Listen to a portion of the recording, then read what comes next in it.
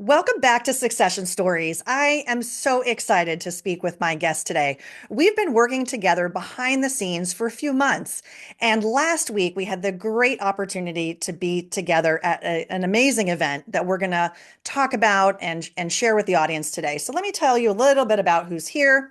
For more than 30 years, he's worked with ultra high net worth families and entrepreneurs to help them meet their investment needs, philanthropic goals, and lifestyle objectives. He specializes in assisting entrepreneurs and their families navigate issues that they're facing through business transitions. He's leading the marketing efforts with his firm and focusing on helping clients grow and preserve their wealth. He's a certified exit planning advisor and providing a unique value add to his clients with that perspective. He lives in Florida. He's got two Great Danes, four amazing kids. Please welcome to the stage partner of NewEdge Wealth, Ghislain Gouraige. Welcome. Good morning, Laurie. Pleased to be a pleasure to be with you today. And other fun fact, you and I discovered that we grew up in a very similar area of New York State, in upstate New York in the Albany area, which was a super wonderful coincidence. I think we had a nice little moment figuring that out, didn't we? It was so much fun because no one is ever from Albany, New York. And when I heard you say that, I had to do a double take and said, "Really?" Yeah, you're That was you're you're funny. like, wait, you mean Albany, Georgia, right? And I said, no, Right, Albany, New exactly. York. And then we figured out, yes, we are both from the same area, which is pretty cool. So let's talk a little bit about the Onward Conference and what brought us together. All the things that I just mentioned about you in your introduction are things that the audience is used to hearing me talk about. So it's not a shocker that you're a guest today, and I'm so excited to talk with you about a number of things. And I really want to hone in on this conference because a lot of work and preparation goes to an event like this. And it was over 100 people. It was held at one of my favorite places, which is Carnegie Mellon University. And the firm chose a university setting for a reason. And this is the third annual event, correct? This is the third That's time correct. your firm's put on this event. Why university setting and why did you pick Carnegie Mellon University? So Onward 3 was done with the idea of empowering and more importantly, educating entrepreneurs so that they can be prepared for an exit. I think you highlighted in the presentation that you did how a number of entrepreneurs a year out, 75% aren't happy with their transaction. And there are a whole host of reasons why this happens. So the idea of being, in a university setting is really to establish the fact that we're teaching. And having someone like you, an adjunct professor at a university, highlights the fact that we're not in a downtown business environment. We're stepping out of our day to day and we're putting ourselves in an environment where we can pause, we can reflect, and then digest this information in a way that's different from the myriad other conferences that you and I and these entrepreneurs get invited to. And why Carnegie Mellon? Well, obviously the reputation of the university, but it's also because of the entrepreneurial bent that Carnegie Mellon has. And we try to locate our conference and be hosted by universities whose commitment to entrepreneurship is well known and respected. And obviously, Carnegie Mellon is one of them. And then last fun fact is our CEO is a double alum of Carnegie Mellon. Our headquarters is in Pittsburgh, and it was just a natural for us to be in that city and in that wonderful school. I hadn't been there before. It was a great opportunity to walk the campus. I've got to say, though, 12 degrees was a little tough for someone from Coral Gables. Uh, yeah, it was. Well, this week's going to be balmy. This week is in the going to be the 50s, so just saying it can happen. Just missed it. No, but you're right. It was a little chilly. But the good news was it was a wonderful dynamic in the room.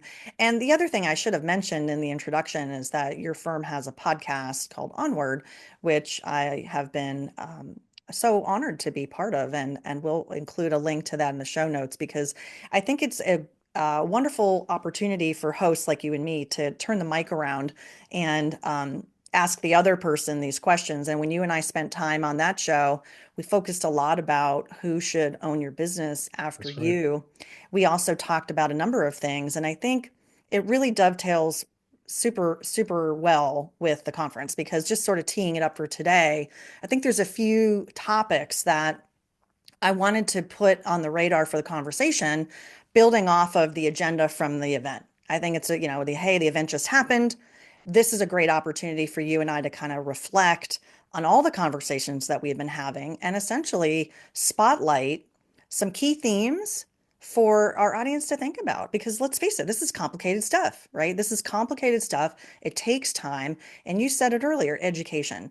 The more we can help our founder entrepreneurs think about some of these issues while time is on their side, I think that's time well spent. So I want to set the stage for what we're going to talk about today. And the first thing is personal transition. We're going to talk a bit about that part of the agenda. We're going to talk about maximizing business value. And we're also going to talk about, well, how do we think about who should own your business after you? And what are some of those opportunities that we're seeing in the market today? So those are our three topics. So we're going to start back in the first one. Okay, so the first topic, Ghislain, is something that I had shared at the event.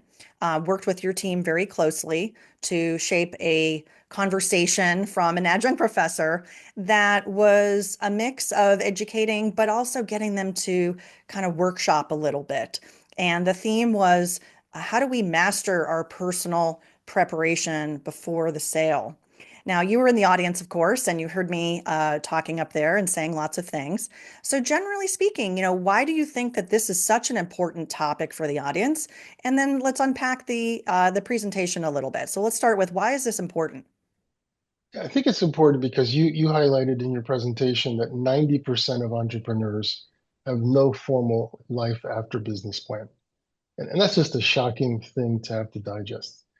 Having done this for as many years as we have, you've done it as well.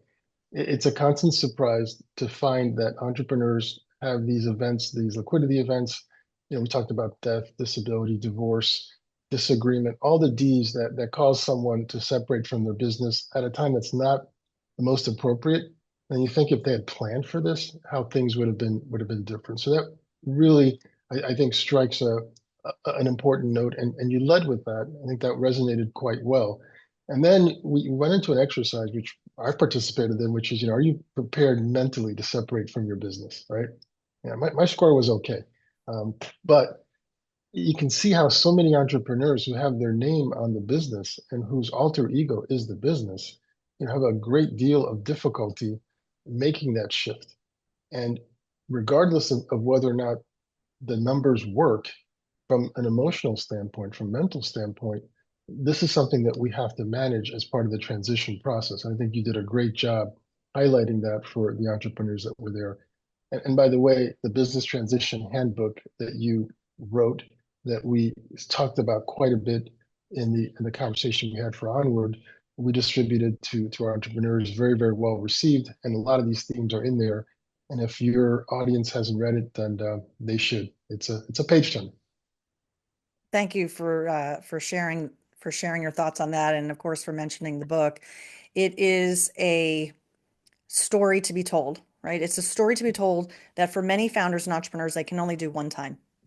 And if we don't have the right resources around us to support us in that back nine of our journey as an entrepreneur founder, it's a challenge. I have one client that told me, Laurie, this process of selling and thinking about transition and all of those things on the back part of this journey is so much harder than getting it started. And I never thought it would be that way. And then, it's funny too. I had people coming up to me at the event during breaks and stuff, and people share a little bit about what they felt in their experience selling or what what they're concerned about. And it kind of, my talk kind of triggered a little bit of, oh, maybe I should be thinking about these things, and thank you. And yeah, let's explore a little bit more. And that's really the whole point. How can we give ourselves the time and space while we're still running the business to create an identity that separates us in a healthy way so that we can create more positive things that we're excited about? Because if we're not excited about going on to our next thing, if our mind and heart isn't going in one direction, our body's not going to follow. You're just not going to do it. You'll put it off, you'll put it off. I have one client, I love to tell this story. He's got a business partner. They're both equity partners. His daughter's in the business. And over time, she became more and more of an important leader in the business. And the partner, rightly so, said to my client, hey, we really should update the operating agreement. And my client's like, yeah, we should. Yeah, we should. And the draft sat on his desk for probably 9 months. Coffee stains, he's putting the Mhm. coffee cup on it. just kicking the can about how do we protect this business? How do we integrate in other bigger picture transition ideas? And then finally, this particular client had heard me at a workshop and he's like, it's time. I can't kick the can anymore. And I think that was another key message that I share not only on this show, and I know certainly shared it, at the conference. Don't wait. Don't wait to do exit planning, not only for the business, but for you personally, because, as you were saying earlier, so many people are unhappy 1 year after the sale. And I think you and I share as CEPAs, as certified exit planner advisors, we share that mission that stat's terrible. And we need to turn that around, don't you think? I absolutely think so. When you highlighted the fact that this is the probably the most significant transaction that the entrepreneurs are likely to have. In most cases, probably the biggest, right? So let's get it right. And how do you get it right? You do it by planning. I think that's the key message. So if they don't have a plan, their chances of getting the right outcome are diminished. And I think you mentioned in the conference, which is something that really stuck with me, is you need to start planning right away. It's never too early to do so. And I think part of the planning necessary is having some idea about succession. And you mentioned this, and a lot of us know this is you're not going to be around at the end. Your business hopefully will survive you. Who's going to run it afterwards? It may not just be who you're going to sell it to, but who are the people in your current situation, the management team, that are likely to be a successor? And again, as you pointed out, handing the person the keys and say, don't mess it up, that's not a succession plan. That is not a succession plan. There's some funny stories with that. People who are longtime listeners of the show will know these stories, but I'll share them. And I'm remiss for not sharing them at the conference. So we'll want to make sure that everybody listens to this episode and gets these stories.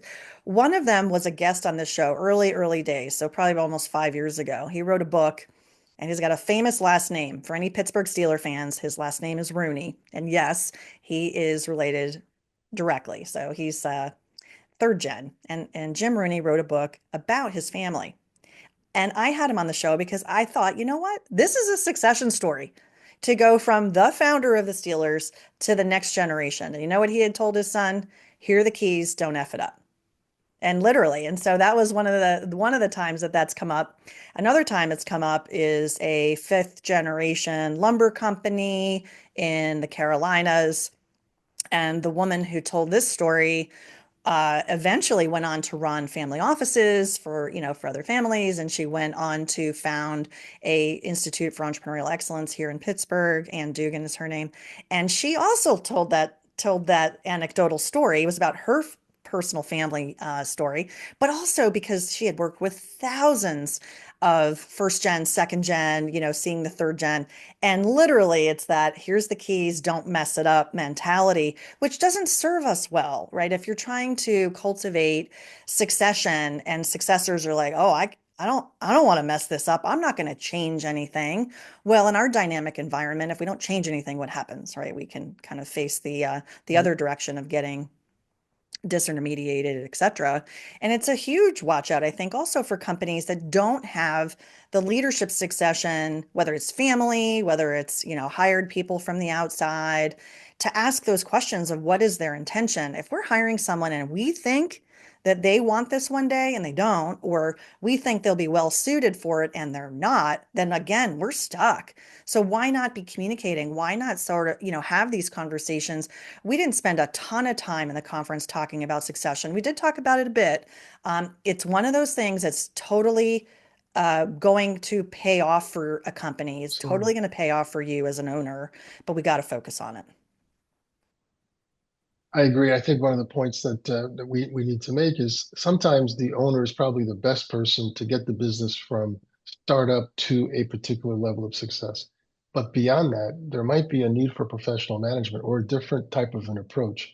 I think that's the tough conversation that people like us in our seats have to have with the owner to say maybe it's time to do some sort of a transition. It may mean finding a professional manager to bring them in. It may mean adding different line of business, but how does the business grow from where it is? And the tough conversation is the entrepreneur founder may not be the best person to take the rest of that journey. Yeah, and it makes it even harder when they don't want to let go, right? Because they don't have Right. anything else to either fill What their else can they time, if do? that's how they Right. think about it, or to serve their purpose. And I think the more clear we are as entrepreneurs and founders and leaders on what our purpose is can help us, because then instead of seeing it as a negative of, oh, I'm being pushed out of my business, I'm seeing it as this is an important transition because it's furthering my mission, it's furthering my purpose Exactly. and the purpose of the organization. And we could probably have spent a whole hour just doing that kind of work in a workshop setting. It's hard to do. It's hard to You figure out. certainly can. Yeah. Yeah. Well, I think this piece dovetails really well to the second topic I wanted to talk to you about, Ghislaine, which is maximizing business value. We had a couple of panels that tie into this thematically. We had a mix of um, wealth advisors from your firm, we had lawyers, we had entrepreneurs, we had um, accounting firms, so many different voices in the room to talk about this thematically. What stands out to you of what you heard people talking about as important themes? What was interesting is we did a panel for venture capitalists and private equity people. And it was the first time we did it for the conference. And what was important to highlight there was how does someone else view your business? So the two perspectives were a venture capital firm, not likely to buy the business, but to invest in the business to help it go to the next level. And what are they looking for in the entrepreneur, in the business, and the opportunity, and their views on what the valuation is or could be. The private equity professionals that were on the panel, gave a different spin because they're the likely acquirers of a business. And an underlying theme to all of this is there are a lot of roll-up transactions that are happening in industries that had not seen that before. And having those two perspectives, I think, was important for a business owner that doesn't really have a good handle on what their business is worth, or more importantly, how it's seen by others who might acquire it. And it was important to have those insights shared and having those professionals there. And you heard some of the comments, and it was funny because one person said, we look at entrepreneurs that we're going to invest with to see if they were athletes. Or we want that A type personality, the person that's going to take the last shot in the basketball game, or the person that's not the shy, retiring, and they have a particular personality that they interact with very well. It's not the same for everyone, but it was interesting to hear that and for our audience to kind of take that in to say, I may look at my business in a particular way, but others view it differently. And does my understanding of my valuation align with what the marketplace tells me? I think that was an important component to bring out in that particular panel. And I think we did a good job in having that dialogue started. I really like that panel. I think you're right. I think that was a very interesting combination of conversations.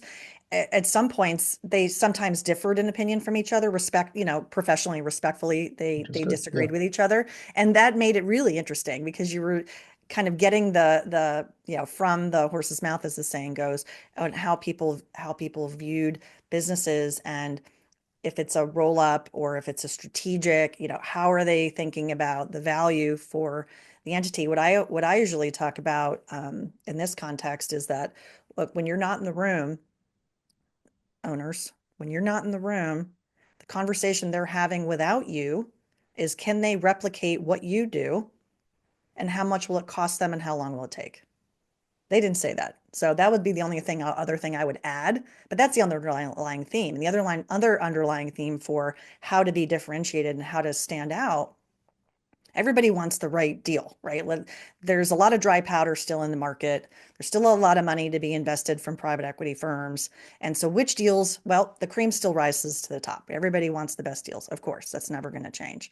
But what will make your company stand out, even if it's smaller, even if the EBITDA isn't as big as maybe they're kind of, these firms are targeting. So differentiation, that competitive moat, how to stand out is really a compelling thing when we think about maximizing business value. It's for sure having a company that can thrive without its owner, but it's also about how does your company stand out? What is the compelling reason if this entity acquires your business, how will they benefit, right? Thinking about it from the buyer's lens is right. tricky. We're not used to doing that, right? Yep. And so I thought that was another kind of special thing about that message from hearing it directly from these acquirers.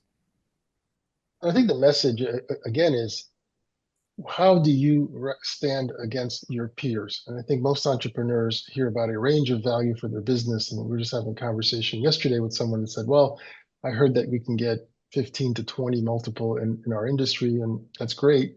But the point is, are you the 15 or are you the 20? And everyone thinks that they're the highest multiple in business for their industry, and they don't recognize what the metrics are that the private equity or even the venture capital would look to make sure that you are the most valuable business, that special business that they absolutely not only want to have, but they're willing to overpay for. And one of the really interesting quotes we had, I guess it was kind of an admission from a private equity investor who said, whenever there's a competitive process, we always end up overpaying for the company that we acquire. And that dovetailed with the dealmaker panel, in which we tried to establish the point that if you don't have an investment banker working with you, you don't have the opportunity then to have more than one business looking at more than one buyer, strategic or private equity family office, competing and creating an auction process where they're fighting with each other to acquire your business. And that's how you improve the multiple a bit. And that was an important, I think, point that was raised. Yeah, absolutely. I think for different situations, sometimes it's analogous to real estate. If we're selling our house, the quote unquote pocket listing is what the buyers want. They want to know that no one else is looking at it, right? So the pocket listing means it's not on the MLS yet. It's not on the master list Right. of all houses for sale. And when it comes to selling a company, sometimes um, that special access of you get a first look, I mean, that should be worth something to those potential buyers. Other times, like you're saying, it's more about the process and kind of running a process so that we can bring as many competitive offers at the same time. Absolutely in the best interests of the seller, if if the circumstances support that. You know, it's a preferred process many times. Um, it leads us to our third topic, which you've kind of teed up here, which is this M&A activity. And what we're seeing and what I'm seeing, you know, as somebody who's working on deals all the time in the lower middle market, is this notion of a little bluebird. And I created this AI image of a little bluebird in the presentation, and I told a little story about my experience with the bluebird when I was with a third gen company that was approached from our large strategic, and ultimately did sell to strategic. They were acquired. This notion that the buyers are going to buy on their time, not yours. So if you have a sell ready company, if you Right. yourself are ready to sell, then you'll be ready when the buyers come and knock in, right? And so theoretically, that's kind of one of the other big messages is, hey, make your business ready to sell at any time. That's the right thing to do for the business, and it's the right thing to do for you, and ultimately the right thing to do for your stakeholders. So this little bluebird can come out of nowhere and say, hey, I'm interested in buying your company. This little bluebird could be a PE firm. It could be a strategic buyer. And there's a lot of activity in roll-ups. And your firm did a really nice job on a white paper that was included in the Thank you. packet for the workbook for everybody who attended. And I read through that and I thought, you know what? Let's talk about that because it does tie in really well with the other themes that we just shared. Um, why do you think that a roll-up is an interesting play in the marketplace for a seller? I think it's interesting because being part of a roll up means that there's an acquirer, either a strategic or a private equity firm, that wants to use your company as a platform in which to grow. And so your company might be the first, and they use that as the entity, and they do tuck-in acquisitions to add to that, and then create additional value by playing the scale game. And so there are a lot of industries that are out there traditionally that have been disparate, that there are a lot of mom and pops that are operating, within the space, and the ability to aggregate and to create synergies, to create efficiencies by using scale, allows that entity that's created to grow pretty quickly, pretty dramatically. And I think that people need to appreciate that once you've crossed a certain EBITDA level, 5 million or more, or 10 million or more, the universe of buyers increases pretty dramatically, and then the valuations, are more attractive. So being part of a roll up for the entrepreneur clients that we work with, that maybe in the lower middle market, your second bite at the apple might be way bigger than the first bite at the apple, and that might come a lot sooner. So the attraction of being in a roll-up situation is that you were part of the platform, you helped launch it, it grew, value increased, you got to sell sooner and for a larger transaction. And if the entrepreneur is so inclined, they can stick around and continue the ride, And for those who are not inclined, they can take their chips off the table and go off and do different things. So there's quite a bit of activity in the roll-up space. And then one of the things that we touched on in the white paper that you alluded to was that there are industries today that are attracting institutional capital, strategic capital, private equity capital that in the past no one would have thought of as attractive. We talk about HVACs or commercial roofing companies, and there's even an expression arboreal services, which I had to look up. So it's the tree trimmers and the people that work on landscaping. But those businesses have stable list of customers, so it's fee-based business, it's repetitive business, and it's pretty widespread. There's thousands. So if one can go in a particular city or community and aggregate 5, 10, it's easy to see how you can take a rather small business and create that into a medium-sized business that can also be a big business. Yeah, absolutely. What do you think are some of the key issues that founders should be thinking about as their role shifts if they go from independent to part of a roll up? We've seen this, and there's in the many examples where the founder entrepreneur is used to calling all the shots. It's their business. They don't really answer to anyone but themselves, and it's their vision. When you become part of a roll up, they've used the private equity, that's the financial backer, uh, and they have seats on the board, and may have a controlling interest, and you've retained some equity, which makes sense. But you end up having to report to someone, and end up having a level and degree of admin bureaucracy that isn't the forte of some entrepreneurs. And you can see that some people get frustrated by that. Others, thrive. It really depends on the individual and what their skill set could be. But there are enormous opportunities for people who can adapt to that new entity and grow with it and create additional value. A lot of that's going on. And again, that bluebird is knocking on the door or appearing in industries, for people who in the past didn't think that a plumbing company would be an attractive place to start a roll up, but they are. Yeah, they are. I was approached a couple of years ago. I worked with a private equity group as part of my work with in the M&A side of things with Stony Hill Advisors, and they're looking to do a roll up of pool service companies. Now, you live in Florida, so that makes total sense. But this focus was north of the Mason-Dixon line, which would basically be Maryland and north. And you might wonder, that's a different kind of strategy, not necessarily the full year-round support of a pool, unless it's commercial, but a residential, it's cold out here and we don't usually have year-round pools. But they felt like there was enough opportunity in that space and they wanted to go after it.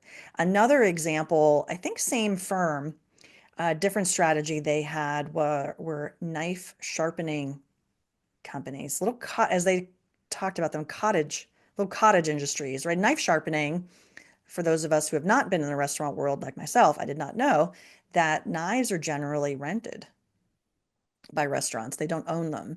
And then there's a sharpening, right? We got to keep sharp knives in the kitchen. And that had a recurring revenue component to it. So there's lots of things like that, that they're small, but there's some when it comes to recurring revenue, that can be very attractive. And there's a stickiness to it. If the switching costs are, I don't know if they're high or low in knife sharpening, but you probably have a lot of loyalty when it comes to those things. And so those are some of the other factors that can make some of these roll-ups attractive is that some firms are zigging and other firms are zagging, and you're looking for that white space to go after. And that it's small, but then when you roll them up, as you were explaining, and maybe we should unpack it just a little bit on the financials if people aren't familiar. What's a second bite at the apple? Can you give an example of what that might mean? Sure. I think the way to describe it is if you are the entrepreneur that gets approached by the Bluebird, the private equity firm, and let's say it's a blue collar business, it's a plumbing company, and you might have EBITDA in the $1 million range. They, meaning the buyer, provides additional capital for you to grow, meaning that you can acquire the next plumbing business down the street in your city. And over time, you can acquire 5 to 10 and create a scale so that your EBITDA goes up to 5 million or more.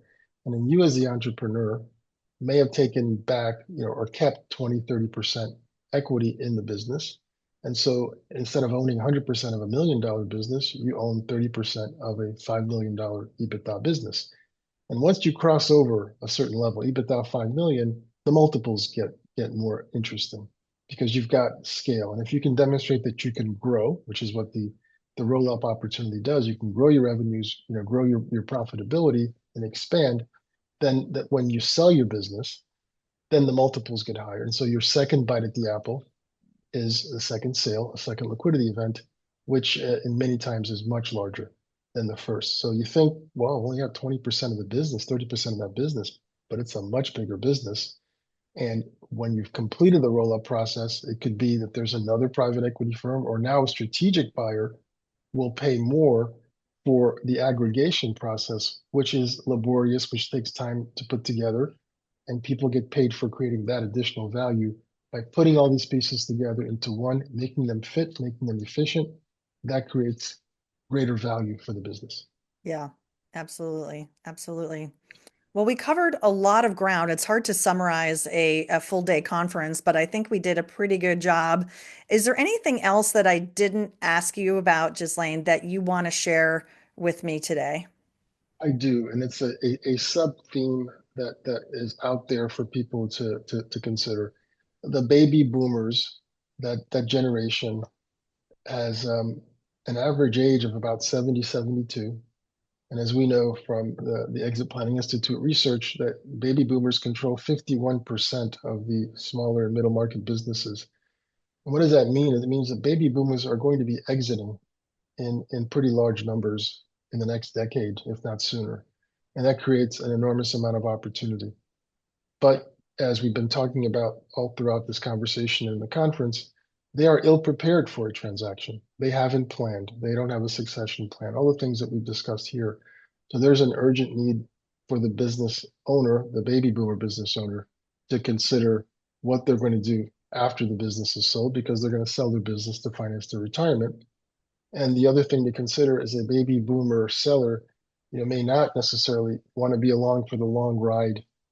They may just want to sell, cash out, and let someone else do the work of a roll up or growing the business. But there is that theme, and there's this opportunity, and there are going to be a number of transactions. And we as professionals that work within the space and the founders, entrepreneurs, I believe, to go back to what you said earlier, you need to plan early, and it's never too early to start. So let's plan now. I think that's an important theme. And we touched a bit on the conference. We can do more with that.